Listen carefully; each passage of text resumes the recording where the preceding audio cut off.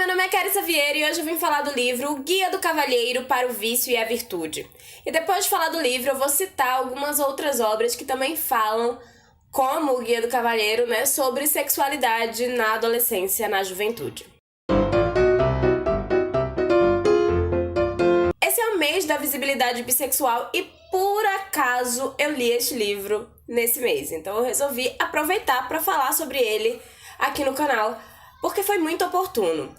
O mais interessante desse livro é que ele é um romance de época que traz um personagem bissexual, traz uma mulher muito forte e traz um personagem negro. Sim, é muito difícil a gente ver esse tipo de representação dentro de um livro de época. Eu leio bastante livro do estilo e eu achei impressionante que esse livro ele vai fugir de algumas características comuns aos romances de época. E antes de eu falar um pouco mais sobre a história, eu queria dizer que uma das coisas interessantes também é que o livro ele vai agradar quem gosta do estilo, mas ele vai agradar aquele público que não tem muito costume de ler romances de época ou realmente não gosta do estilo, porque é um romance de época, mas não vai ter muita coisa melosa e ele vai ter uma aventura muito grande. Então, boa parte do livro a gente tá acompanhando esses personagens nessa grande aventura. Esse livro vai contar a história do Henry,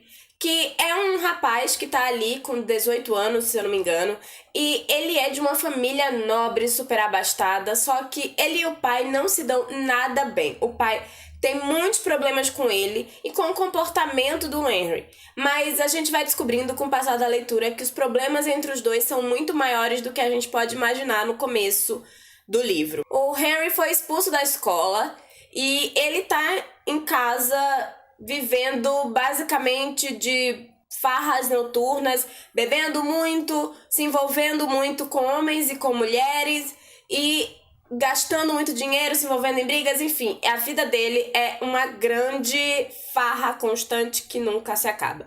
Então, ele e o pai decidem que ele vai sair num tour pela Europa. Então, ele vai sair nesse tour junto com seu melhor amigo, Percy, que é um rapaz rico, mas que não é nobre e que é negro. Então, imagina o tipo de situação que o Percy sofre, porque ele tá cercado de pessoas brancas que tem muito preconceito com pessoas negras, e ele é um negro rico, mas as pessoas o tempo todo acreditam que ele é o servo do Henry ou alguma coisa do tipo.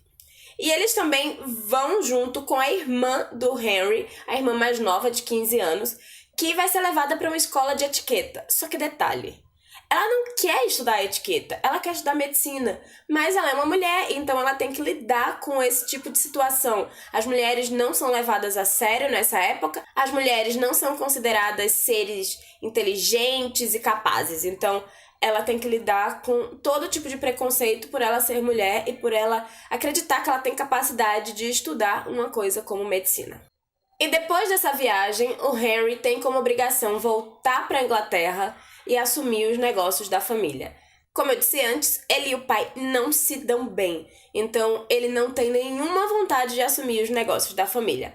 Detalhe, o Henry é apaixonado pelo Percy, só que o Percy não sabe. Nessa viagem, muitas coisas acontecem e é uma grande aventura, nada acontece como tá planejado, e eles acabam sendo perseguidos, acabam encontrando piratas, vai acontecer todo tipo de coisa bizarra. É muito divertido, mas ao mesmo tempo que o livro é muito divertido, ele trata de assuntos extremamente importantes. Então, a gente vai ter muitos momentos emocionantes e de drama mesmo.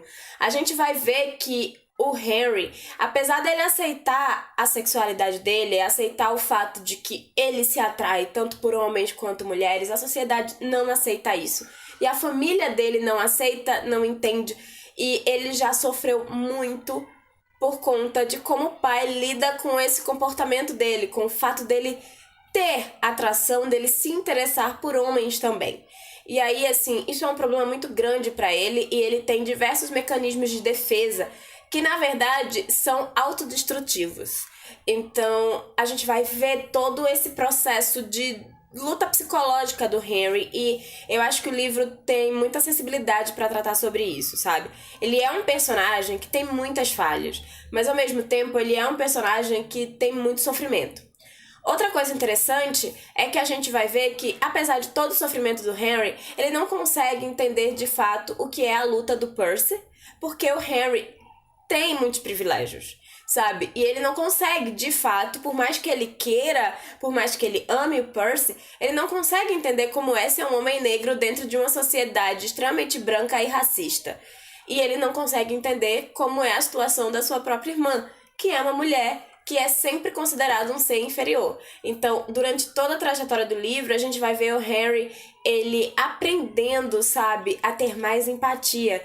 E é um personagem que amadurece demais durante a narrativa. Então, é muito legal a gente ver a construção desse personagem. É um livro bem grande, mas que a leitura flui muito rápido e você termina de ler muito rápido, porque realmente você entra naquela narrativa e se apaixona por aqueles personagens. Eu recomendo muito pra todo tipo de leitor, assim, porque realmente é um livro muito surpreendente no sentido de que você vai esperando uma coisa e encontra outra, e não de uma maneira ruim. Você encontra, na verdade, o que você foi procurar, mas você encontra muito mais. E pra quem se interessa em ler mais sobre o movimento LGBT, ler mais sobre bissexualidade, esse livro é muito interessante.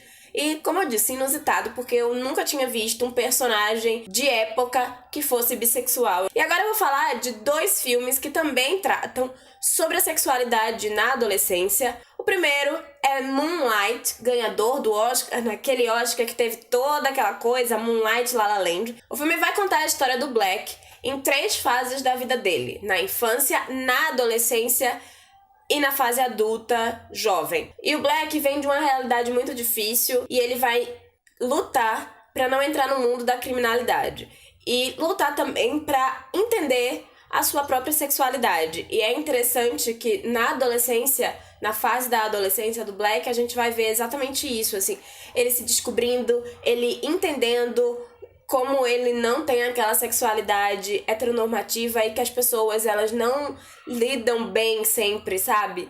Com a sexualidade que não é padrão. Então, dentro daquela realidade dele, ele é um homem negro, ele é um rapaz negro.